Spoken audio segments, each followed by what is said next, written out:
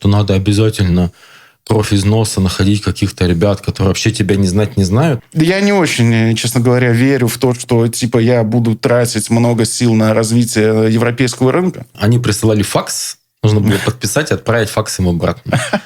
На второй день афтерпати уже когда начался, вот там уже начался нормальный нетворкинг. У нас крутой IT в России, мы круто умеем делать продукты, круто каздевить. Ну, кто этим будет заниматься в России? У тебя все инфляция сожрет или что-нибудь еще очередное? Всем привет, меня зовут Саша Устинов, я фаундер дизайн-агентства Digital Production Bears Brothers. Я делаю дизайн-метапы в Сербии и записываю подкасты. У нас 3 подкаста записано, и вот сейчас записываем 4-й. Сегодня будет интересный разговор. И у нас сегодня отличный гость. Я считаю, давно пора было позвать Диму. Дима мне про это мягко намекал. Было, да. И отлично, что сегодня у нас в гостях кофаундер студии Цедра. Да, мы сегодня будем говорить о разных вещах, связанных с фаундерством, с развитием бизнеса, с продажами вне России и так далее. Вот. Ну и вообще с Димой. Дима классный, он выступал у нас на дизайн-метапе, отлично спич сделал. И вообще, мне кажется, почти на всех метапах был, да?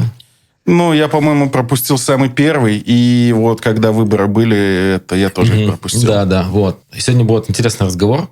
Я тебя попрошу вначале чуть-чуть рассказать о себе. Всем привет еще раз. Я Дима Балыкин. Я кофаундер и бизнес-девелопер в Цедра, плюс также кофаундер и бизнес-девелопер в подюните Цедра, это Цедра Web 3.0, и также те же самые роли выполняю еще в нескольких стартапах. Я могу говорить публично пока только о одном из них. Это Chams, это наш продукт Web 3 Messenger, вот, безопасный, который пока на ранних стадиях находится достаточно, поэтому о нем что-то сейчас рассказывать еще предварительно. Ну вот, это, собственно, я. Живу я в Венгрии уже почти 2 года и занимаюсь тем, что развиваю нашу студию именно в направлении работы вне России и все, что с этим связано. Мне кажется, интересный опыт. И мне кажется, многие люди, которые сейчас либо уехали из России, ну, не только, кстати, из России, скажем, из бывшего постсоветского пространства, либо те, кто думают это сделать, у них, наверное, у многих мысль вообще, как не просто уехать в найм, например, да, а как что-то развивать свое, в общем, какие есть проблемы с открытием, с развитием. Я через все это тоже проходил, там, в 22 году, когда переехал из России в Сербию, и сделал свою компанию здесь уже, и начал все это мутить. Вот, и у тебя, получается, тоже такая интересная история. Еще у вас там релокации были в Армению, там все вот это. Я так понимаю, что жизнь есть вне России. Можно получать клиентов вне России, можно развиваться, можно зарабатывать деньги, правильно? Да, все так. Ну, в любом случае нужен какой-то адаптационный период, чтобы понять вообще, как оно работает и какие рынки отстреливает, потому что различия есть и между Россией и там, европейскими продажами, и они довольно значительные.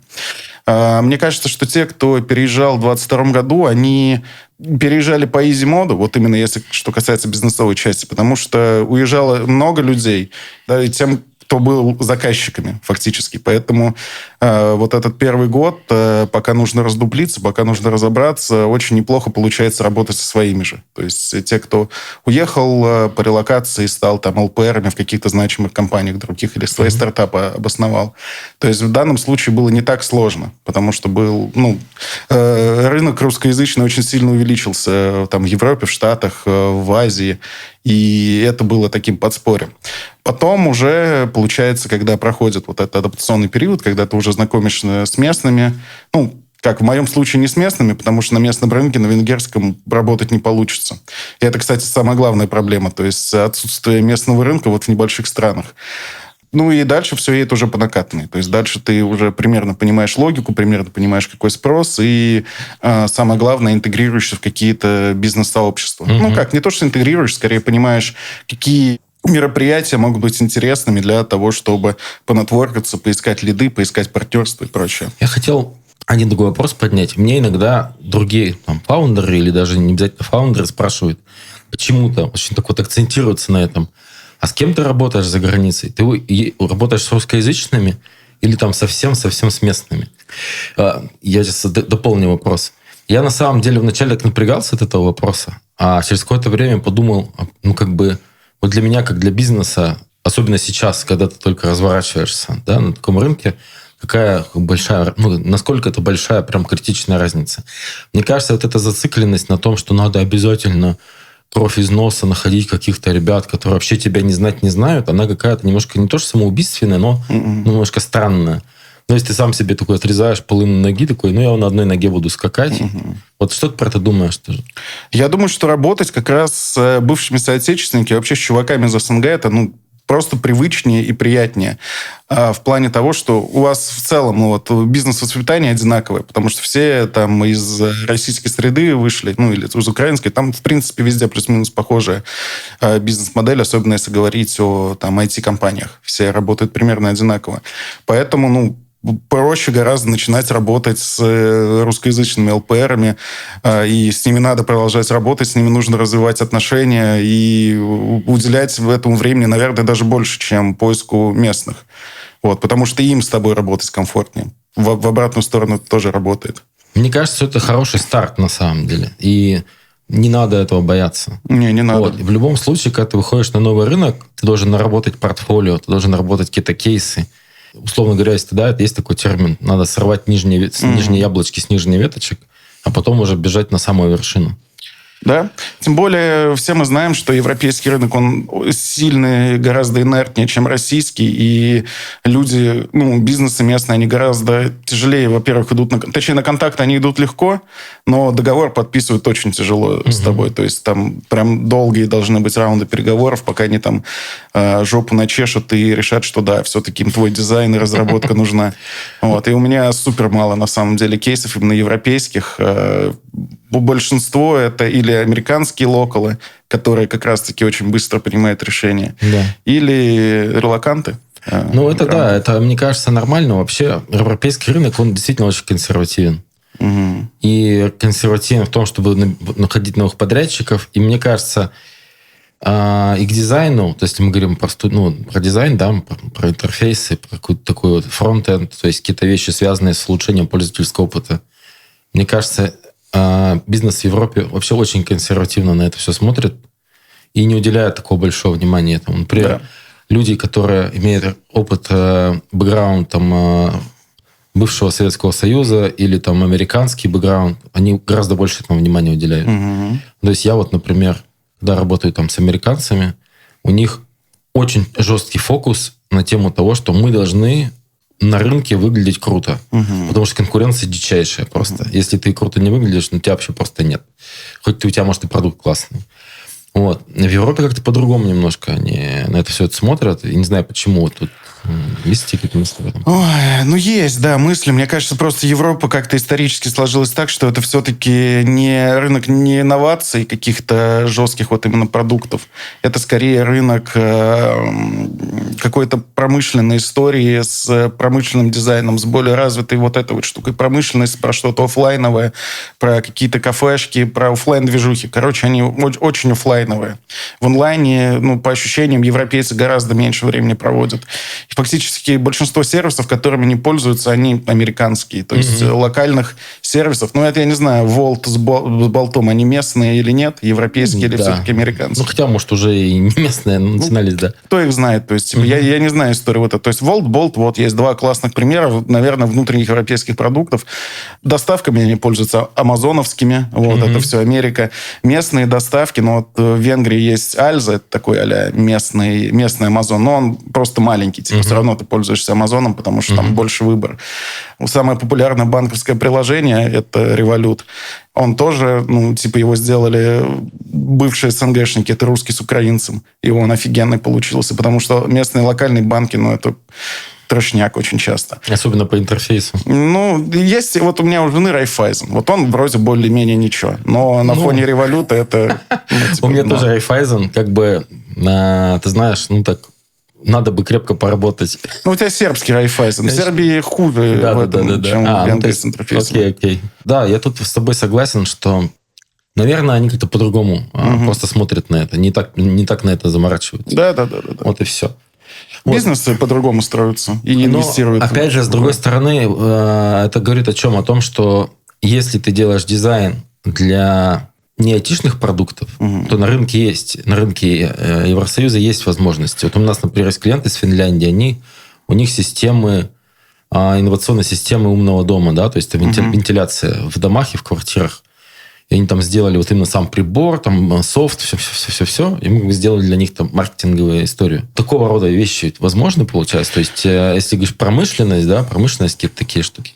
Слушай, я думаю, это возможно, но я не уверен просто, что туда стоит тратить силы, чтобы туда попасть. Потому что есть игроки гораздо крупнее, чем мы, которым уже давно доверяют, типа Люксофта, типа какого-нибудь там Епама, то есть огромный аутстав продакшена, который предоставляет разработчиков и там дизайнеров прям специализированных уже прям годами, десятилетиями. Просто эту конкуренцию выиграть практически нереально.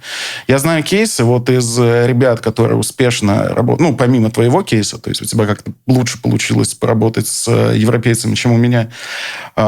Есть ребята, которые типа маленькие офлайн заведения обслуживают, лендинги, какая-то маркетинговая поддержка. Вот в этой стороне, как бы, мне кажется, есть какие-то деньги, но это деньги для небольшой студии. То есть, мне кажется, это масштабировать тяжело, потому что лендинги вообще плохо масштабируются, ты сам понимаешь, да. Я не очень, честно говоря, верю в то, что типа я буду тратить много сил на развитие европейского рынка. Мне кажется, на него проще забить и просто какие-то сливки снимать. Есть еще одна сфера, в которой Европа достаточно бодро шевелится и даже бодро принимает решения, это Web3. Но Web3, она в целом международная, и там примерно одинаковые люди крутятся. То есть, хоть у меня очень мало европейских заказчиков, но при этом самый быстрый local контракт, который я подписал, был с европейцем. То есть, это был ирландец. Мы буквально в воскресенье бухали с ним в Дубае на токен 2049 на криптоконференции. А в понедельник у нас уже был созвон, и во вторник он уже бабки перевел, и мы ему его упаковывали стартапчик. Но это именно получается, что криптоистория Web 3.0 в Европе есть шансы еще для этого. Да. То есть, европейских криптостартапов довольно много. Это в целом довольно востребованная в Европе история, потому что, во-первых, она имеет legal какой-то под собой, то есть она не находится в серой зоне. И во всех странах она хоть какую-то часть легализации имеет. Где-то она абсолютно легальна, типа как в Швеции, ты с нее прям налоги платишь. Где-то, как в Венгрии, она просто, ты можешь криптофиатные операции совершать, и если ты там резидент, ты с них платишь налоги. Если не резидент, то, соответственно, всем пофигу на тебя. И из-за неповоротливости местной финансовой системы запросы на маленькие криптотранзакции или на большие даже транзакции без согласования банков и прочей этой истории, запрос на это есть. И, соответственно, там, Web3 движуха жива, но, конечно, далеко не так, как на Ближнем Востоке и в Штатах. Она есть, и в ней можно крутиться. Это такой айтишный ответ на неповоротливость финансов, как раз на неповоротливость регуляторов. Да. Попытка все-таки хоть что-то ускорить за счет таких вещей. Я думаю, да, что именно с этим связано. Мы про Европу так немножко поговорили, да. Что ты думаешь по поводу... давай по США попозже, потому что там все понятно. А что ты думаешь по поводу Южной Америки, или, например, Юго-Восточной Азии, и там Ближний Восток, там Персидский залив? Там, мне кажется, жизнь есть. Там жизнь кипит, но... если говорить про Ближний Восток, по ощущениям, то мне кажется, что там жизнь кипит благодаря как раз СНГшникам. Потому что их там очень много. Весь движ в основном наводят они. Честно говоря, я редко... я периодически бываю в Дубае. У меня есть несколько контактов местных арабов. И они там, выступают скорее в роли не какого-то автора стартапа, а больше какого-то консультанта по местным юридическим вопросам. А так как вопросы достаточно простые, в Дубае там очень простые регуляторы, много не регулируется, и всем на это пофигу. То есть там очень простое ведение бизнеса. То основные чуваки, с которыми там имеет смысл общаться, это русские, украинцы, тех, кого я знаю. И их прям очень много. Локалам как будто это не очень интересно, потому что они другими вещами занимаются. На нефтянке там сидят? Инвестиции? Я думаю, скорее инвестиции, да. То есть мне кажется, что местные арабы, они больше заинтересованы в том, чтобы как можно больше экспатов привлечь. То есть у них бизнес на этом строится. Вот, на создании условий для жизни. Мне кажется, вот то, что касается условий для бизнеса, они очень преуспели. Что касается условий для жизни, мне супер не нравится Дубай. Я его терпеть не могу. Я туда приезжаю только по очень большой нужде. Если прям надо. Вот. Поэтому, в целом, они молодцы. То есть, в целом, это, город, в котором гипотетически я бы, наверное, мог жить. Я бы точно там успешно вел бизнес. Потому что там это очень легко. Вот. Но вот из-за того, что жить мне там не очень нравится, точнее, очень не нравится, я поэтому сижу в Венгрии. Слушай, если сравнивать Венгрию, все-таки Европа для жизни комфортная история. Да. Потому очень. что тот же Дубай, там, во-первых, и климат, во-вторых, вот эта вот история про то, что все только для людей с большими деньгами. Скорее, не то, что с большими деньгами. Я бы не сказал, что Дубай, сильно дорогой город. Мне кажется, там просто есть возможность потратить большие бабки. Вот если хочешь. Да. А в Европе, даже если ты захочешь, тебе негде потратить большие бабки. То есть нет инфраструктуры в большинстве Европы для того, чтобы Бакач себя чувствовал кайфово. То есть есть вот конкретные места, какой-нибудь там, я не знаю, вот это вот казиношный центр. Там, где Монако? Монако, да. Монако какой-нибудь, Лондон есть. Наверное, какие-то города в Германии там предусмотрены по то, чтобы кучу бабла спустить. Но в целом просто нету сервисов, которые заточены на то, чтобы тратить гигантские денежки. Да. А Дубай на это хорошо заточен. А Дубай под это хорошо заточен. Но в среднем я бы не сказал, что там дорого. Просто там проще потратить деньги. Окей. А Юго-Восточная Азия, что ты про нее думаешь? Я думаю, это офигительный рынок, но очень сложный для того, чтобы на нем работать. Он в первую очередь офигенный, потому что он очень быстро растет, и постоянно там появляется спрос на какие-то новые продукты, которых там нет. Я имею в виду больше там не Корею какую-нибудь, которая уже давно развита, а какой-нибудь Таиланд, Вьетнам, Индию. То, что вот очень бурно развивается, там постоянно появляется вот этот средний класс, который требует новые сервисы. Но при этом он очень сложный для работы, потому что все-таки разница в менталитетах, она очень значительная. И там очень мало вот именно чуваков, которые там находятся давно и работают с местными. Потому что вот всех, кого я знаю, кто находится в Юго-Восточной Азии, в Таиланде, они все, никто не работает на местном рынке. Вот. И мне бы хотелось поработать, но я, честно говоря, даже не знаю, как к этой задаче подступиться, поэтому я отложил ее куда-то на потом. Мне кажется, вот прям осознанно, чтобы туда выйти, нужно иметь слишком вот хорошие связи и слишком много денег, которых у меня просто нет. Слушай, вот я время от времени слышал про людей, которые из бывшего постсоветского пространства что-то там хотели запускать. И, по-моему, в 90% случаев у них ничего не получилось. То есть они очень радостно говорили, вот, мы сейчас пришли, у нас там было исследование, мы думаем, емкость огромная, куча денег. Кто-то запускали, и у них все сдувалось. Все сдувалось. И мне кажется, что это, знаешь, история про то, что на самом деле эти рынки Юго-Восточной Азии, они очень закрытые. То есть там нужно иметь прямо какого-то чувака, который вот внутри не глубоко сидит и знает, что, где, как осуществлять. Посмотрим, может быть, что-то уже и появилось, может быть, нет. Вот я, знаю два кейса. Один относительно успешный, другой провальный. Причем заходили абсолютно разные чуваки. То есть одни чуваки делали в Индонезии фирму по бухгалтерскому сопровождению, которая помогала там legal сделать как раз местным компаниям. Они нашли чувака, который местный, шарил в законах, они привезли туда профессиональную команду, и у них получилось. Но это такой полуоффлайн история, то есть там чел построил и уехал. И оно там работает, показывает маржинальность, все хорошо. Они потихоньку это масштабируют, потому что хорошо попали с нишей и чудом нашли человека, которому можно доверять. А потом, мы еще в Цедре помогали делать бывшей российской команде кредитный бизнес на Филиппинах. И у них, насколько я знаю, вообще ничего не получилось. То есть, они сам продукт построили, они показдевили то, что, филиппинцы готовы к краткосрочным кредитам с низкой ставкой, что им это, необходимо для вот этого какого-то там бизнес-инвестирования и прочее. Я уже, честно говоря, не помню подробности, но, насколько я знаю, продукт вообще не взлетел. То есть они его, я не уверен, закрыли или нет, но показатели не сделали, на которые рассчитывали. Хотя бабок было туда вгрохано прям мое почтение. То есть они прям развернули продукт, прилу, наняли местные. Да. Сделали. Слушай, ну вот интересно, вот я знаю из тех, которые на слуху кейсов, у кого пошло в Юго-Восточной Азии хорошо работать, это InDrive. Ну, ты знаешь этих ребят, да, вот там Арсен Томский и так далее. Да. И они очень хорошо запустились, в том числе в Юго-Восточной Азии. И они, наоборот, говорили, что им классно было запускаться, потому что менталитет людей в чем-то похож на менталитет людей именно вот в их сфере, на там, казахстанском. Люди любят поторговаться, люди не хотят переплачивать за такси. Они помогают местным водилам, чтобы зарабатывать. Но это вот такой, мне кажется, как раз вот потому что продукт хорошо ложится на такие развивающиеся страны. Да. А так, в целом, мне кажется, если у тебя нет какого-то партнера, которому ты можешь доверять на местном рынке, то...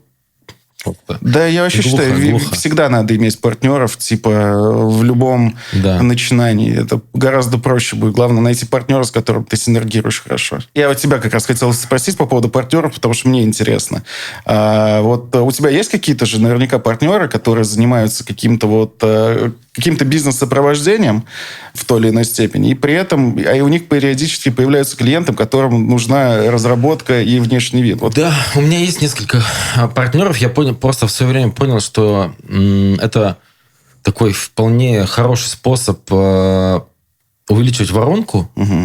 Вот. И у меня есть партнеры, но они как раз вот не в Юго-Восточных Азиях, как раз вот Европа, чуть США. Вот. Это там пиар-агентства, например, которые помогают компаниям, и им нужен продакшн, в том числе и дизайн. Вот сейчас еще пробую несколько разных видов партнеров. Вот. Но у меня вот прям такого опыта, что я вот прям беру партнера, делаю его софаундером там, и так далее, вот такого вот нет. И я как бы с этого очень осторожно на эту историю смотрю. Не, ну я про партнеров именно про... Да, самое классное партнерство, когда вы не похожи, у вас прям разные бизнес-модели, вы не чувствуете, что вы соперники, никто никого не пытается подсидеть, вот, а есть такая классная синергия. Вот такая история хорошо работает. Да. Вот, и надо продолжать искать, и я всем бы советовал искать таких вот партнеров, не бояться этого выходить. Причем как раз самое главное, чтобы вы делали разные вещи. Да, например, там люди занимаются, я не знаю, там разработкой, вы делаете дизайн, или наоборот, или еще какие-то вещи. Или маркетингом они занимаются. Да, может, они успешно занимаются маркетингом, им нужны ребята, которые могут сделать какие-то спецпроекты или лендинги, или еще что-нибудь. Такие истории, это в том числе история о том, зачем нужен нетворкинг. Потому что все почему-то думают, нетворкинг нужен только для клиентов. Вот прямо лид, знаешь, собрать, и завтра он тебе чек подпишет. Это большая редкость. Это, во-первых, действительно редкость. Во-вторых, ты же все не так работает. Ты что-то там пообщался, потом кто-то что-то кому-то сказал, где-то как-то, раз. И так оно и реально работает. Да. Клиент приходит там через 3 рукопожатия. Да, и мне кажется, вообще большое заблуждение заниматься прям вот такой, знаешь, лобовой продажей на нетворкинге. Это всех бесит вас невероятно. Я согласен. Типа надо просто бухать с людьми и разговаривать с ними о чем-то. Да, просто понимать, что ты свой человек, с тобой можно иметь вообще в принципе дело. Мне поэтому не нравятся конференции в Дубае, особенно большие, то, что ты там в основном как раз все бегают, друг с другом знакомятся, какие-то продукты зацепляют. А вот прям вот какой-то полноценный, интересный диалог выстроить, не получается. Только вот там, не знаю, на второй день афтерпати уже когда начался, вот там уже начался нормальный нетворкинг. А вот это вот все беготня, просто вот возле стендов ко всем рассказать. Еще знаешь, какая прикольная, вот там была история, почему у меня тогда сработало и получилось клиентов вырубить прям там. Потому что помимо того, что мы были неплохо упакованы как дизайнеры, можно было просто сайт показать, который мы только вот релизнули, и все такие вау, потому что охеренный у нас сайт был. И все еще есть. Мы еще и делали стенд и продукт для ребят, которые там выступали. И там был лучший стенд, который мы сделали. Прям, признанный. Он почти на всех потом промо-материалов был, и наш стенд. И когда мы с кем-то заговаривали о том, что мы офигенные дизайнеры, то есть я говорил follow me, тащил к стенду, говорю, вот, смотри. И люди такие, вау, мы видим. Да. И поэтому получилось пообщаться вот именно о делах с местными арабами, которые тяжелым люксом занимались. Мы, правда, с ними так и не поработали в итоге, не договорились. Но вот, например, чуваки из Ирландии, те самые, как раз заинтересовались. Вот сейчас мы в процессе запуска. Прошло уже, кстати, полгода, и только сейчас мы запускаемся с американкой. Это был шок, что она так долго нас вооружила. Вот тоже оттуда же. И там большой, хороший проект, интерфейсы, фронтенд. Вот, много круто. всего. И вот, мне кажется, тоже история про офлайновый нетворкинг, она как будто бы для фаундеров из России немножко непривычная и, может быть, даже в чем-то дискомфортная. Я сейчас расскажу, что я про это думаю. Может быть, у тебя другой опыт. Мне почему-то кажется, что люди из айтишки, из вот такой постсоветской, пытаются все время все автоматизировать и максимально дистанцироваться от личного контакта. То есть какие-то, знаешь, там, давайте какие-то рассылки, какие-то рекламу, что-то там туда-сюда, какие-то формы сбора лидов. А вот в Европе точно, но и про США то же самое слышал, ну ты вот говоришь и там про Ближний Восток. Наоборот, работает офлайновая вот эта история. Офлайновый нетворкинг, он действительно выстраивает какие-то крепкое взаимодействие, крепкое понимание друг друга и потенциальные возможные контракты или партнерства. Вот что ты думаешь про это? Я думаю, что и в России также работает вот эта вот офлайновая движуха. Просто есть ощущение, вот у меня такое, что в России было так, что, во-первых, диджитал, он сам внутри себя очень сильно варится. А во-вторых, в России, чтобы получить хорошего лида, ну, типа, действительно не обязательно делать какие-то вот офлайн касания, потому что запросов на разработку было вот последние годы прям супер много. На дизайн, на разработку. И тебе, ну, не надо было прикладывать какое-то количество усилий для того, чтобы лид получить. Для того, чтобы, да, его продать, довести до сделки. Там жестокая конкуренция, тяжелая. Но чтобы его получить, ну, они чуть ли не сами автоматом к тебе приходили. Сейчас, конечно, стало сильно хуже. Рынок все равно скукоживается, и он становится беднее. Вот. Но, типа, все еще гораздо проще получить входящую заявку. За границей это сложнее. Мне так кажется. Хотя, ну, я просто не так давно работаю за границей, может быть, там, типа, на самом деле все сильно проще. Но вот есть ощущение, вот что именно из-за этого. Ну, и понятное дело, да, просто бизнес-культура на Западе, она гораздо старше нашей, российской. И там вот она строилась еще в те времена, когда никакой автоматизации такой и не было. Не было возможно ничего автоматизировать. Максимум вся автоматизация – это там объявление в газете или там плакат. Вот, или на телеке. И, соответственно, вот эта культура просто передается с поколения в поколение. Я думаю, что с этим связано. Помню, когда я там в 2014 году, или даже, может, еще раньше начинал в прошлой жизни с российским Microsoft работать, один из пунктов попадания, то есть уже все, они говорят, все, мы тебя заводим в систему в свою, ну, чтобы как бы ты стал вендором. И там один из пунктов было, они присылали факс, нужно было подписать и отправить факс им обратно. Я не шучу. Я реально бегал, искал факс. У меня же нет факса. Ни у кого, в принципе, никогда не было факсов. Вот. Я бегал, искал факсы, где-то что-то нашел, потом какую-то прогу ставил на компьютер, чтобы она была типа факсом. Но она не работала, потому что это не настоящий факс. Значит, это было смешно. Но вот такая вот в бизнес-регламенте была история с факсом, потому что это юридически значимый документ. Это, кстати, тоже еще может быть одной из причин, почему Европа отстает по технологиям, вот именно по развивающим, по новым выводам на новых продуктов, что они типа там 80% ресурсов тратят не на развитие, а на поддержание легаси ебического просто огромного. Которое еще там в 70-х условно сформировалось. И дешевле типа его поддерживать, чем что-то новое сделать, переписать все, потому что там просто ебический трат. Мне кажется, еще ты знаешь, ведь вот эта история, мне кажется, как будто бы Европа не до конца поняла про конкуренцию за IT-кадры. Возможно, это связано с законодательными ограничениями, еще с чем-то. Но вот там в Германии в той же, например, да, там же нет каких-то фантастических зарплат у айтишников. Они там типа на уровне, инженеров, еще кого-то. Ну, да. Вот. И я понимаю, что условному европейскому айтишнику проще просто взять чемодан и уехать или работать удаленно, или взять чемодан и уехать в Британию, в Америку, или там в Дубай, получать X2. Еще и налогов меньше платить. Вот. И то есть остаются как бы люди, скажем так, не самой высокой, возможно, квалификации. То есть они, или фанаты Германии, или они могут поддерживать, но что-то пилить, что-то сверхновое. Ну, и еще, в принципе, даже количество инженеров важно. Чтобы хороший продукт сделать, ты не можешь сделать у 5 там, инженеров. Тебе нужно там 105, а их как бы нет куда взять. Вот, поэтому такая история. Еще и налоги выше сильно в Германии. Налоги, да, то есть, условно, это вся история.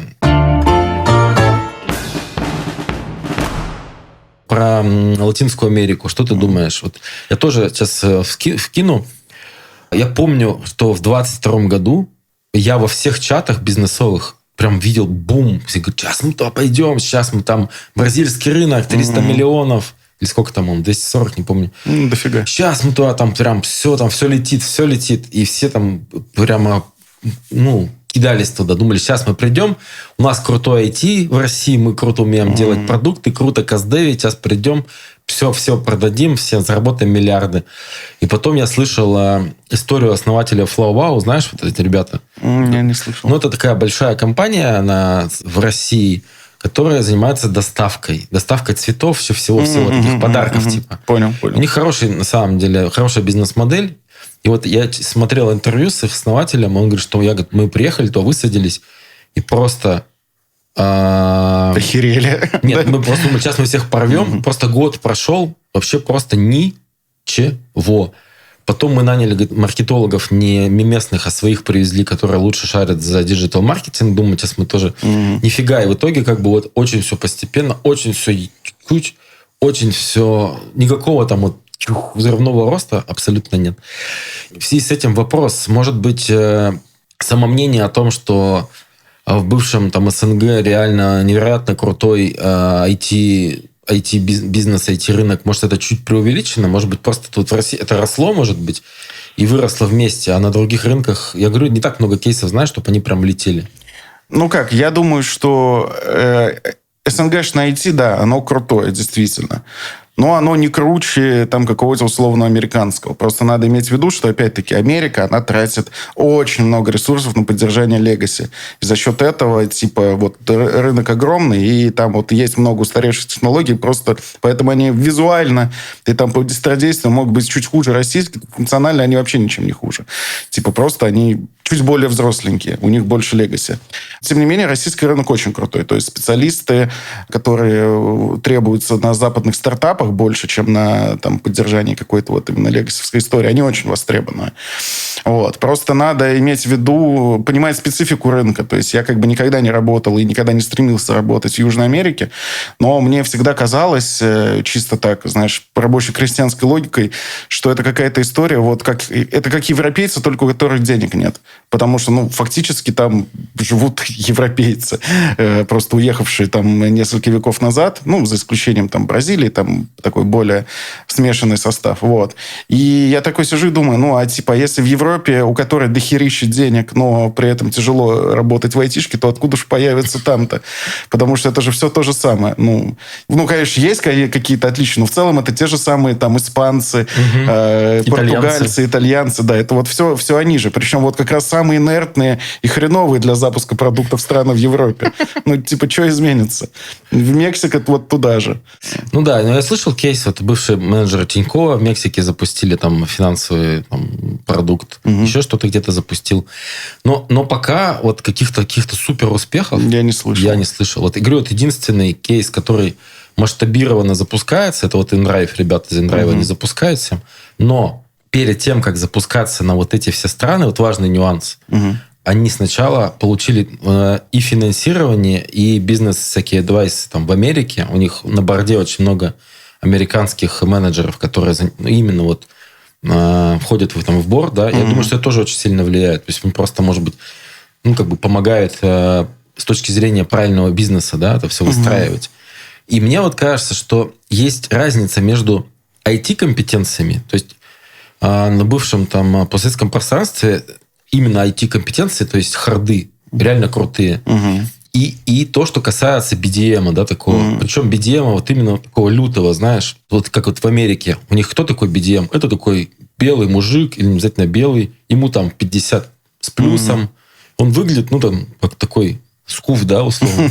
Но продает просто как бог просто, да. И этих компетенций, как быть таким скуфом и круто продавать, как будто бы в российской айтишке как будто бы этого меньше гораздо, чем хардов. этого софта мало, просто времени не было этому софту возникнуть, потому что айтишный рынок, он поднимался в России вот на внутреннем рынке, спрос был огромный, и рынок был большой. И типа рынок был долгое время не покрыт продуктами.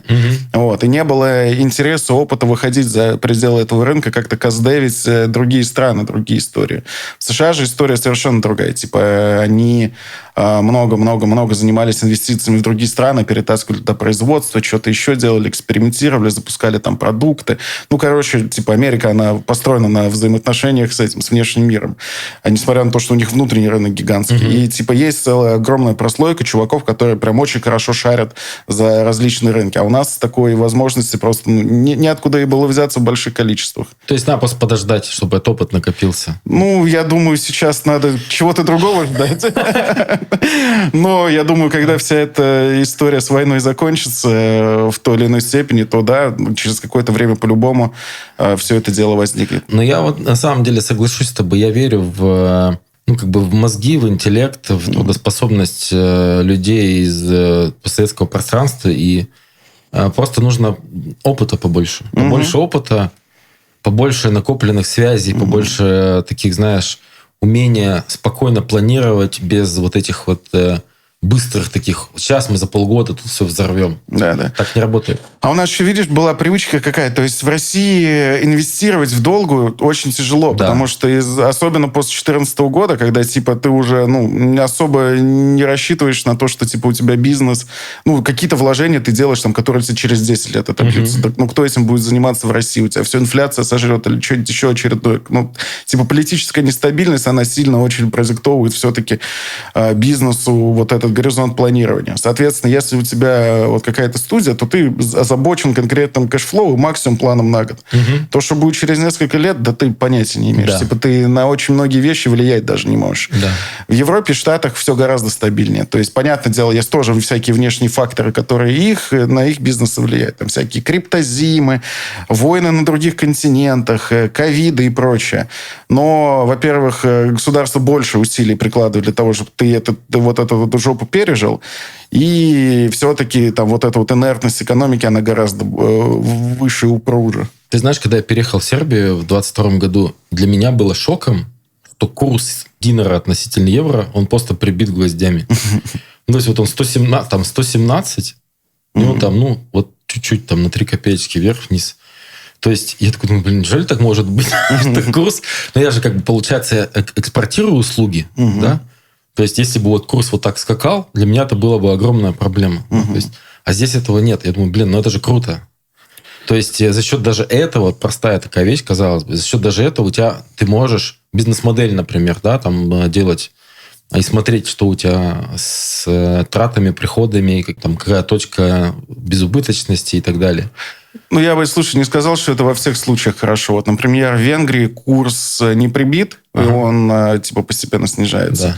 Да. Из-за этого вот внутренние регуляторы, они могут компенсировать инфляцию за счет того, что у них внутренняя валюта не привязана жестко к евро, а вот есть своя товарно-денежная система. Поэтому вот с такой историей как будто бы немного легче переживаются инфляционные всплески, потому что можно, если что, вкинуть бабок из этого, из Фонда национального благосостояния. А в Сербии же, получается, так как оно жестко приковано к евро, то, получается, цены, растя в динарах, они в евро растут. А экономика-то все равно она в динарах работает. Получается, для местных туговато, наверное. Вот для буржуев типа нас с тобой вообще заебись. Я говорил именно про планирование, что это классно. Потому что когда у тебя там, не знаю, вот в России я там смотрел 60, 90, 100, 60, ты такой думаешь, что будет завтра?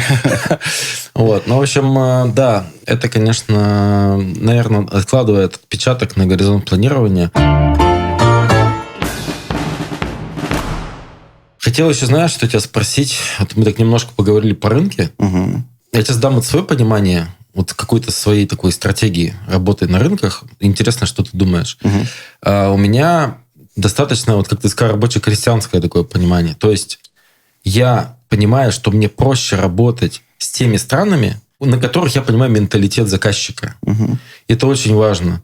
То есть я понимаю, что от него ждать, я понимаю, как ему себя презентовать, я понимаю, как он дает фидбэк, что он от меня хочет. У меня был там один проект, я поработал со странами с такой, знаешь, восточно-исламской культурой.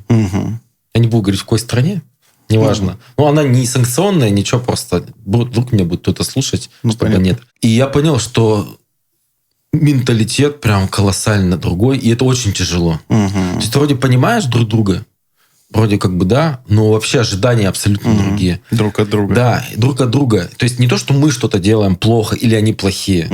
Просто разность очень большая, и это, я понимаю, что если проект, нам был небольшой проект, если бы это было что-то большое, сложное, мы бы могли бы просто там получить какие-то проблемы, да, и выходить также на этот вот рынок. Я понял, что, может быть, попробовать усилия потратить на какие-то другие рынки, где я понимаю заказчиков гораздо четче. Потому что, например, европейцев я понимаю, американцев я понимаю, там людей, которые переехали из бывших стран Советского Союза, я понимаю. Я как бы знаю, чего от них ждать. Вот. И у меня это вот как бы отложилось. Поэтому выбор стран, история про то, что да, я могу работать, наверное, пробовать работать и с Юго-Восточной Азией, с Латинской Америкой, еще с кем-то. Но я, наверное, все-таки буду стараться в первую очередь работать с теми, с заказчиками, которые мне понятны. Это первая вот история. Вторая история про то, что не надо стесняться работать с заказчиками, которых корни там из России, Украины, Беларуси, Казахстана и откуда угодно.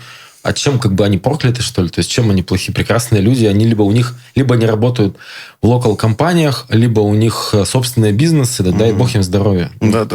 Вот. Третья история, которую я понял, что вот я уже, получается, 2 года работаю, то есть я до сих пор еще пощупываю рынок, то есть а что лучше будет заходить?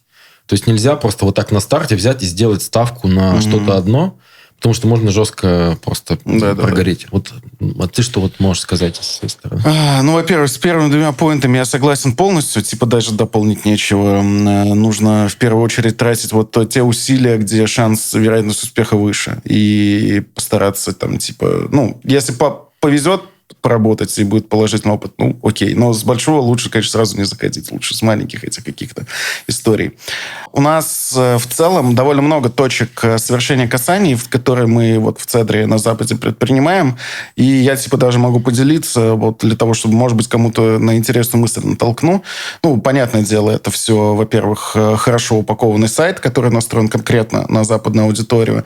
Желательно по всяким конкурсам прокатить, которые хорошо будет видно. Потом второй момент – это обязательные конференции, то есть без них никуда.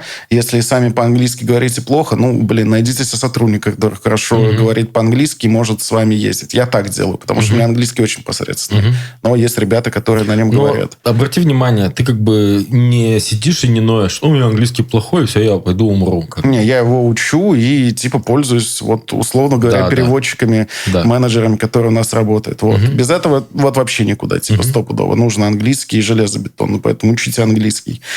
И... В школе еще. В школе, наверное, уже поздно, но даже в 45, если вы там старенький, как Устинов, то сидите, учите. 43. 43. Бывает и в 45, наверное, люди тоже. И старайтесь еще всякие другие точки контактов делать. Развивайте соцсети, пишите Твиттер, Фейсбук. Понятное дело, телега бессмысленно на Западе. Ее никто не читает. Если вы разраб, то на Западе очень сильно развита культура хакатонов всяких. Участвуйте в хакатонах. Оффлайн, онлайн, пофигу. Главное, чтобы внимание обратили. На них даже денег можно заработать, например. То есть мы периодически выигрываем, занимаем призовые места в хакатонах, и в целом, нифига себе, 11 хакатонов, мы заработали 20-ку. На втором хакатоне 14 тысяч. Нормально. Потратили 2 недели работы, 2 людей, 34 тысячи в казне разве плохо? Да, охуенно. Вообще отлично. И это помогает нетворкинг развивать. То есть как можно больше точек касания совершить, и откуда-то точно выплывет рано или поздно крупная рыбка, на которой ты сможешь дальше все свое позиционирование выстроить. И еще, что самое главное, это ничего не бояться. А действительно, еще также партнериться. Главное подумать, кому-то из партнеров может быть интересен. Например, мы любим партнериться, если касаемо темы с Web3, это маркетмейкеры. Это чуваки, которые, собственно, занимаются публикацией и продажей токена. И для них очень нужны разрабы и дизайнеры, потому что это как раз те ребята, которые этот самый токен могут, технически обеспечить. Потому что не всегда вот именно разработчики приходят с запросом на услуги маркетмейкинга. Иногда это просто чуваки с идеей, им нужна команда. И, соответственно, эти чуваки тебя могут порекомендовать. Ну и, что самое главное, если ты хочешь кого-то заинтересовать, чтобы он с тобой заработал, скажи ему, что ты заплатишь ему комиссию. Прямым текстом. То есть скажи, чувак, 15% твои. Не надо стесняться. Не надо стесняться. Нормально. Это работа, и не надо как бы просто на улыбочках все делать, так не получается. Да-да-да. Надо, чтобы был интерес. 15% от стандарт индустрии. Вот ты мысли сказал про то, что работаете в соцсетях. Это классная история, потому что рынок не России, он очень большой. Ну, то есть там просто студий огромное количество, фрилансеров, заказчиков, бюджета и так далее. И, конечно, на этом рынке тебя должны заметить. То есть, если тебя замечают, если ты, например, делаешь конкурсы, ты там, и в конкурсах ты есть, или хакатоны, или какие-то, не знаю, участие в каких-то конференциях, какие-то партнерства, еще что-то. То есть, на самом деле, в первую очередь, особенно на старте, как только выходишь на рынок, главная эта задача – это привлечь внимание людей. Привлечь внимание людей, а потом уже, ну, как бы, ты начинаешь общаться с людьми, ты понимаешь, что им интересно, в каком виде, какие твои продукты, услуги интересны, и под это уже можно дальше думать. То есть, мне кажется, ошибка приходить и на старте нанимать дорогущего сейла в надежде, что он там что-то кому-то продаст. Сейлы даже в России-то не работали, да, не то, что здесь. Такое, наверное, можно делать тогда, когда у тебя, как у основателя, уже есть какой-то нетворк, тебя уже начинают советовать. То есть этот же сейл тогда уже может ссылаться на какие-то кейсы, он там, а я там работаю, не знаю, с Сашей, с Димой. Ну, понятно. Понимаешь? То есть, какие-то такие истории. А когда вот прям с нуля, но что-то я вот прям сомневаюсь. Я, честно говоря, думаю, что вот если не брать рынок аутстафа, а брать рынок именно аутсорс разработки, особенно стартаповый, мне кажется, сейлс это... Вот именно сейлс в классическом понимании, типа чел, который ходит и продает, он вообще бесполезен. Типа у нас был опыт попытки взять сейлза, и он провалился полностью. Просто потому что, ну, типа... Он не нужен, потому что продают-то эксперты фактически. То есть нужен сейлс, который администрирует сделку. То есть, ну, просто он сделает так, что входящая заявка будет обработана, с ней назначится созвон, на который придут эксперты, которые уже поснимут запрос, которые сделают оценку. А сейлс, как администратор, он будет в это время просто всех пинать, чтобы все было вовремя, чтобы никто не проебался. Вот для этого сейлс нужен. А вот какой-нибудь роб, ну, блин, наверное, в чем-то более автоматизированном, что касается аутстафа, там да, там, наверное, может быть. Или там аккаунт, который уже сидит на жирном клиенте, который просто должен обрабатывать входящие заявки и апсейлы делать. Там да. Вот прям руководителем отдела продаж все-таки должен быть сам фаундер в нашем деле. Я знаю несколько команд, у которых там продавцы в Штатах, а условно Восточной Европе. Но они в партнерке все эти Они продавцы. Скорее, да, они в партнерке, либо уже фаундеры вначале прогрели какую-то историю, а потом они действительно уже занимаются вот работать с входяшками, они ходят там по конфам и уже и про них знают. В общем, такая история. Но они себя позиционируют не как селзы, они себя позиционируют как вот партнеры. Как аккаунты. Как аккаунты, как партнеры, как чуваки, которые там типа гарантируют. Мы рядом с вами, здесь, все дела. Хотел еще с тобой проговорить две вещи интересные. Первое, это вот непосредственно про нас, про фаундеров. А второе про команду. Вот, ну, про команду, да, вот история с командой. Мы же говорим про миграцию, да. Фаундер, он же там сам, ну, не все делает, мягко сказать. Вообще ничего. Ничего не делает в идеале, да. Есть команда. Я хотел как раз поговорить про то, как повлиял на тебя переезд. Именно, может быть, у тебя изменилось понимание работы на рынке, или у тебя изменилось понимание того, ну, как бы понимание с бизнесом, как работать. И что у тебя было с командой, как ты помогал команде, ну, про переезд. И вообще, был ли у тебя опыт, например, найма людей, например, нерусскоговорящих? Я тоже расскажу про свои. Да, ну вот сразу с последнего нет. У нас в команде все русскоговорящие, это не все россияне. У нас там и есть ребята, вот казахи, киргизы, украинцы, вроде бы все по географии. Ну, если кого-то не вспомнил, ребят, простите. Я уже не всех в лицо знаю, кто у нас работает, да. Но, типа, да, корт команды, большинство это, естественно, чуваки из России. этнически. Вот. Есть часть, соответственно, ребят, которые... Но языкового барьера нет. Внутри мы говорим только на русском языке, никаких интернациональных команд у нас нет, и мы пока не планируем их заводить. Может быть, потом. Пока такой потребности нет. Что касается переезда моего, он мало оказал на меня влияние в плане того понимания этой жизни. Но вот я только понял вот те вещи, которые перечислил про европейский рынок и про то, как нужно двигаться на Западе. Но фактически это то же самое, что и надо делать в России, но просто мы могли себе многие годы позволить этого не делать, потому что ледопад был. И, соответственно, третий момент, касаемо релокации. Ну, да, мы помогали с релокацией всем желающим. У нас были релокационные пакеты. Если я не ошибаюсь, это была выплата 2 зарплат плюс там аренда жилья на месяц. Мы предлагали в то время только Сербию. Ой, только Армению, прошу прощения, только Армению, да, потому что у нас там тогда был самый большой хаб. Сейчас у нас никаких релокейт-пакетов нет, но они резко появятся, если вдруг обострится эта ситуация. Ситуация, я понимаю. Да. Вот у меня... Похожая история, то есть у меня работают в команде ребята из Беларуси, там, с Украины, с Казахстана. Сейчас часть людей, кстати, в Сербии. У меня здесь хабик уже такой... Как бы, плотненький, да. Там в Грузии, кстати, да, ребята у нас сидят. И мне кажется, вот я так вот, знаешь, больше как бы стал думать про кластеры даже, чем про совсем распределенные команды. Мне кажется, это классно, когда вот все-таки есть кластеры по странам, которые могут хотя бы встретиться, лично пообщаться. У меня есть какое-то ощущение, что люди чисто на удаленке устают. Не все могут вообще, не все могут. Вот. А по поводу меня, вот если говорить, то я переезд достаточно тяжело вообще воспринял. Вот. То есть я много думал про бизнес, про как бы, что, собственно, чем я там хочу и так далее заниматься. В какой-то момент просто понял, что нужно перестать много рефлексировать. Вот эту русскую привычку рефлексировать, как бы немножко задвинуть, да. Как помнишь, что есть в «Золотом теленке» такое, так, да здравствует буржуазная жизнь, хватит вот это вот. Вот, и понял, что не заниматься этой рефлексией, а заниматься конкретно вещами, там, развитие, больше, еще сильнее, четче заниматься финансовым планированием, чтобы не совершать лишних каких-то движений, да. Вот, чтобы все еще четче считать. Вот. У меня появился Финдир. И, кстати, мне прям нравится. Вот. Я стал гораздо больше, чем в России, заниматься нетворкингом.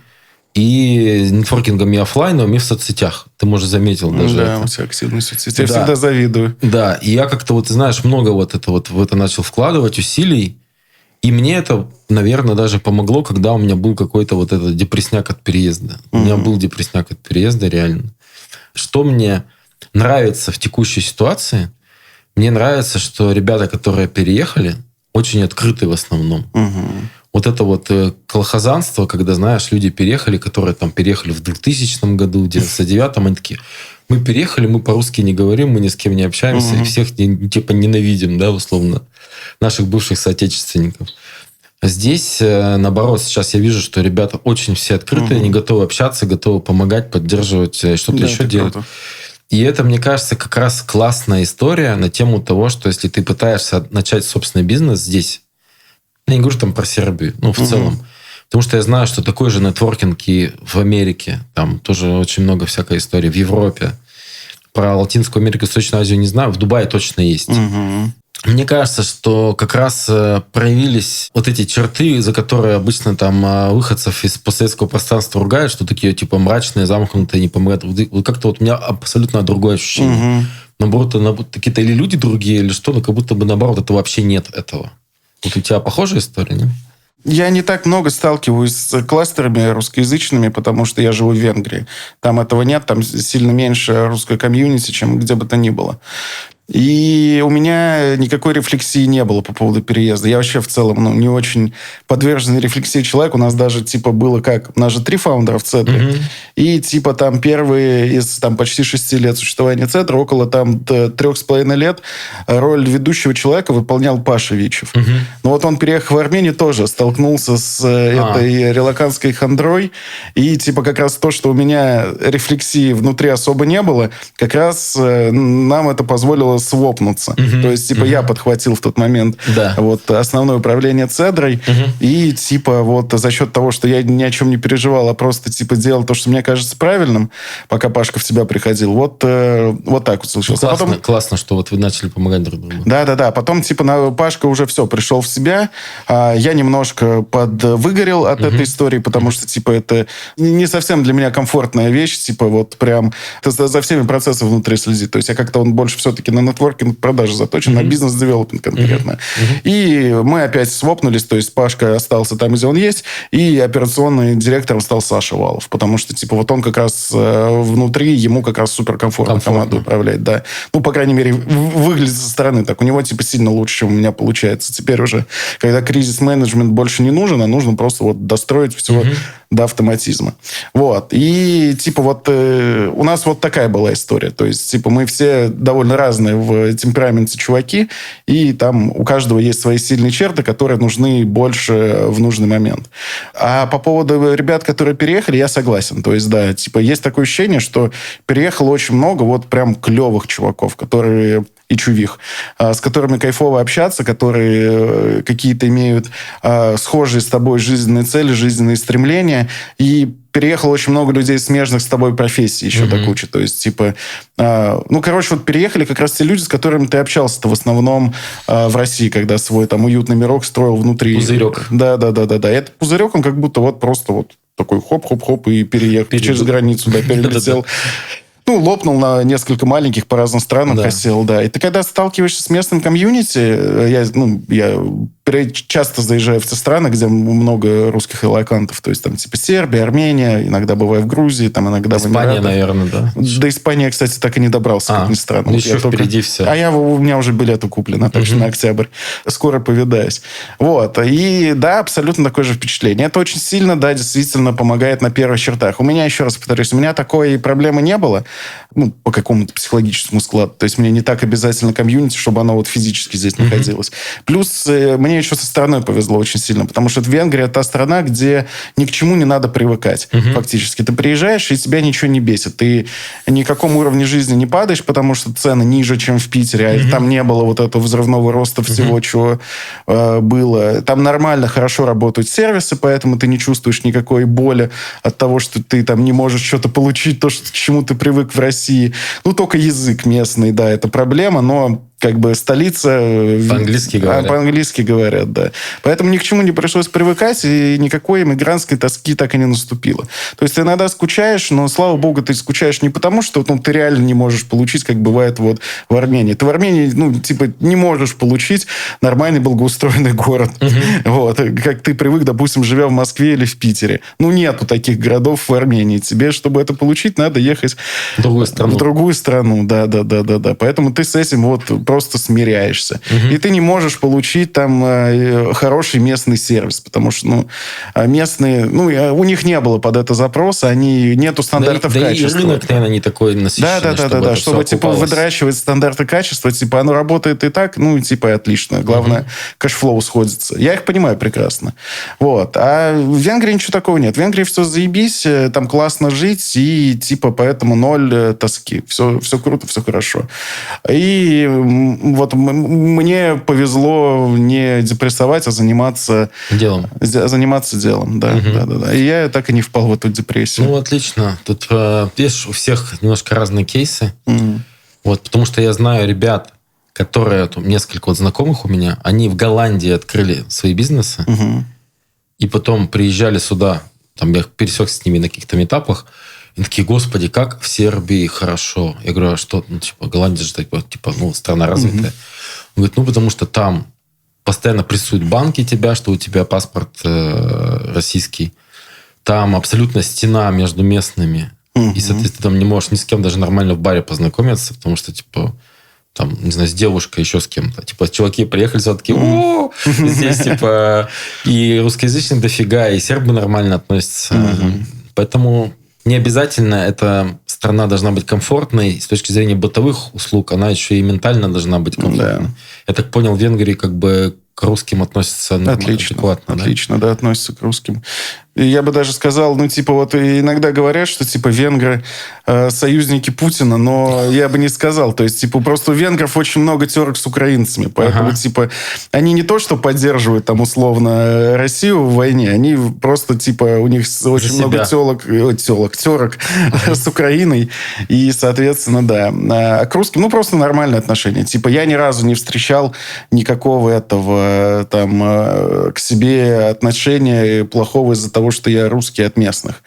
Да и, честно говоря, от неместных тоже. То есть я вообще с этим ни разу не столкнулся. Там, типа, у меня было очень много взаимодействия с украинцами на местах. Я, типа, постоянно хожу в украинские магазины закупать заморозки, потому что вкусно. И там, типа, я говорю дякую, они мне спасибо. То есть все понимают, что если я, типа, уже к ним хожу 1,5 года в их магазин, ну, значит, я здесь, типа, не просто так. Не просто турист, да. Да. Ну и вот. И, соответственно, у меня есть частое взаимодействие вот с одной венгерской девушкой, она меня стрижет. И там, типа, мы с ней постоянно там балакаем на какие-то прикольные темы. И кажется, что ментально венгры, они очень близки к русским, вот именно такие классические городские. То есть я не чувствую вообще никакого барьера. У них такие же интересы, схожий темперамент, венгры, они супер неконфликтные. Там, типа, история была интересная по поводу венгров, как их можно хорошо понять. Короче, чел один русский ехал на велосипеде, значит, по велодорожке. А сзади ехал венгр. И венгр что-то как-то неудачно ускорился. Короче, они колесами столкнулись и грохнулись друг на друга. Значит, чел, который русский, он встал и давай матом орать на этого венгра, потому что он был виноват. Этот венгр, типа, он его снес фактически на английском. Венгр его спокойно выслушал абсолютно. Говорит, чувак, ты что-то очень злой. Тебе, наверное, к психологу лучше сходить. Давай я тебе контакт этого чувака дам. Вот. Типа, тот сказал, ничего не надо, венгр спокойно сел на велик и уехал. Да. То есть, типа, они супер спокойные. То есть, это характеризует прям? То есть, они реально... Да. Я ни разу не слышал каких-то конфликты, это, типа, вот внутренне не видел. То есть, ну, Будапешт — это город очень популярный для туризма, вот именно внутриевропейского. Очень много немцев, очень много итальянцев, очень много испанцев, когда погода классная. Там довольно недорого, поэтому туда, ну, ездят прям вот бухать. И он довольно круглосуточный, особенно по сравнению с Западной Европой.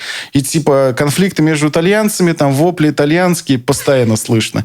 Немцы, которые утром друг другу рассказывают, как они напились и потом блевали, типа, постоянно. А вот с венграми я вообще никаких проблем не видел. Ну, как-то вот они такие вот сами по себе не конфликтные. Прикольно. Ну, вот, слушай, ты знаешь, вот в Сербии тоже... Сербы, кстати, очень похожи в этом. Ментальность тоже очень близка вот у людей из постсоветского пространства и сербов. То есть вот именно бытового непонимания каких-то конфликтов, вот таких, их очень мало. То есть там могут быть какие-то, знаешь, ну, классические истории, там, типа, про съем жилья, что-то кто-то с кем-то. Ну, понятно. А так вот, чтобы просто начали как-то предъявлять или рамсить, такого вообще практически нет. И это, на самом деле, для переехавшего, наверное, плюс. Ну, потому конечно. что ты из этого не нервничаешь так сильно. Вот, что тебе не приходится там как-то себя ломать.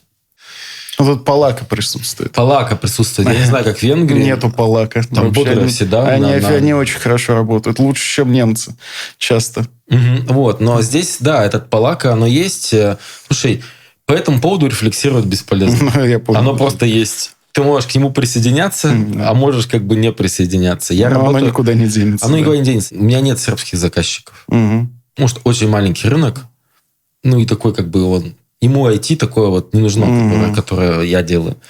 Поэтому для меня это место, где я живу, где у меня там дочь учится в школе, еще что-то. То есть, и это все в порядке с этим. Нет каких-то проблем. Где ты берешь силы развивать компанию? То есть, смотри, все равно можно сказать, что это какой-то стресс, это какие-то новые неизведанные вещи. То есть, вот что ты себе говоришь? То есть, как ты себя мотивируешь? То есть, расскажи про это. Мне кажется, может быть, людям интересно это послушать. Ну, блин, у меня, видишь, я еще раз повторюсь, у меня с рефлексией Очень простые. У тебя может быть рациональная какая-то история. Ну да, абсолютно рациональная история. Просто я типа хочу красиво жить, и я понимаю, для того, чтобы там обеспечить себе красоту жизни, мне нужно работать. И я очень рационально к этим вещам подхожу. То есть, типа, были... Ну, ты сам знаешь, первые 3 года там студия – это самая жопа. Когда ты работаешь по 20 часов в день для того, чтобы как-то обеспечить, при этом еще ни хера не зарабатываешь. То есть, типа, самое очко. А потом постепенно, когда вот эта вот главная проблема, типа, ты нифига не зарабатываешь, она постепенно ушла на дальний план, ты ловишь work-life balance. Вот какое-то время тратишь на то, чтобы выйти потихоньку из этой бешеной гонки, когда ты перестаешь... Ты, типа, так же продуктивен, как и был, но при этом за счет опыта ты просто делаешь меньше действий и меньше совершаешь ошибок. Ловишь этот work-life balance, а потом просто начинаешь находить для себя что-то новое в процессе. Потому что все равно у студии у нее есть вот интересный рост до какого-то объема, когда каждый раз какая-то задача, она по-новому приходит. Очень интересно запускать новые юниты внутри. Например, Web3 тема. Она прям сильно драйвит меня вот заниматься ей. То есть мне прям интересно. Очень сильно драйвит история там с хакатонами. Когда, то есть, не двигались на хакатонах, классно их поделать. Нифига себе, как новое. Там типа никогда не нетворкался на больших европейских конфах, еще и языка-то толком не знаю. Вот интересная задача привести с собой Карена Григоряна, который будет за тебя что-то рассказывать. И, типа, ты ему вот подсказываешь, что-то пытаешься уяснить. Короче, целую кучу интересных приколям находишь. Главное вот в этом, в одном коконе не оставаться. То есть, если ты что-то делаешь одно, для меня важно немножко нового туда добавлять всегда, чтобы вот это самое развитие было. Потому что когда мне скучно, вот тогда начинается выгорание, и тогда я начинаю падать духом. Да. Но при этом я знаю кучу людей, которые типа вот прям одно и то же. Фигачат. Им нормально. И им нормально, да. Я так не могу. То есть мне обязательно нужны какие-то изменения в жизни. И это меня драйвит. Ну и главное, чтобы эти еще, последний дополню, чтобы вот эти базовые потребности была закрыта. То есть, чтобы были деньги на достойную жизнь при этом, и была возможность не работать 20 часов в сутки. То есть, вот комфортные 6-8 часов. Слушай, ну, похожая история у меня. То есть, мне нравится развивать бизнес. И то, о чем ты сказал, вносить в него какие-то изменения, новые продукты запускать или новые какие-то услуги делать. Это круто. Ну, и мне еще сам по себе нравится дизайн. То есть, вот у меня же дизайнерский бэкграунд. Мне нравится, что мы делаем какие-то крутые дизайн-проекты, которые там, не знаю, награды получают или там просто становятся известными. Это меня очень драйвит. Вот. Наверное, это для меня какой-то главный такой источник сил. Ну, там, понятно, семья. Но еще мне нравится собирать классных людей в команду. Мне тоже это прям вдохновляет. Вот когда у тебя классная команда, талантливые, интересные люди, они с тобой готовы работать. Это вот очень круто. Мне это прям на кайфе. Потому что можно все развивать, а внутри, знаешь, такую создать систему, такую какую-то, не знаю, там, кнута условно. Вот я бы, наверное, не смог бы так работать. Хотя, знаю, есть люди, которые вот конвейеры фигачат, какие-то там патагонки такие, и нормально. Мне вот нравится, когда ребята вдохновленно работают. Ну, видишь, у меня-то core-team уже давно собрано, а у тебя сколько человек в студии работает? Что, у меня сейчас где-то человек 17. Ага, ну, у меня просто больше. У нас 50 человек с 2 юнитами приблизительно. И core-team основной, который типа уже становится менеджментом, вот, фактически там техническим директором, там, лидами фронтенда, они уже давно собраны, они уже давно с нами работают. То есть они уже крутые. А вот кто новый приходит, я с ними уже почти не контактирую. То есть прям довольно редкое какое-то явление, вот то, что ты один на один с кем-то пообщался. Я обычно прихожу на дейлики, там на разные по очереди, просто побалагурить, повеселить ребят, там... Повдохновлять. Да, покринжить. Просто чтобы, типа, знали, что там наверху не пидор какой-то сидит, а нормальный чувак свой, родной, за которого можно, типа, там и повкалывать. Дим, давай еще пожелаем юным фаундерам что-то сказать. Потому что я знаю, что много ребят хотят сделать свое агентство или делают, или пытаются из фриланса, да, когда там 1-2 человека стать агентством, что ты посоветуешь? Я посоветую, во-первых, это делать однозначно, потому что всегда проходит какой-то этап, и люди, которые сделали агентство правильно, они становятся достаточно обеспеченными людьми. То есть это типа очевидно, если не наделать ошибок, то можно сделать. Во-вторых, ошибок наделать сейчас сложно. Очень сейчас комьюнити развито, много материалов ту же самую качалку нашу взять, по которым можно эти самые ошибки не допустить. И менторство развито, оно не очень дорогое. Ну и в-третьих, делайте клево. Главное, любите то, что вы делаете, и рассказывайте об этом людям. Немножко кринжа тоже никогда никому не испортит настроение, впечатление о вас. Главное, не переборщить. Короче, делайте, выходите на новые рынки, развивайтесь, знакомьтесь с комьюнити. У нас очень крутое комьюнити. Оно, вот это вот все, то, что есть вокруг, оно действительно стоит того, чтобы этим заняться. Вот. А выйти там из операционки вы всегда успеете когда-нибудь потом, когда совсем вам все это заебет. Когда станете совсем старыми и вот это все. Да, Дим, спасибо тебе огромное, что ты сегодня пришел. Потому что у нас были как бы выпуски больше про дизайн, про творчество. Сегодня мы в основном говорили про бизнес. Вот. Желаю тебе успехов. Аналогично. Все, спасибо большое. Спасибо большое. Давай. Пока-пока. Пока-пока.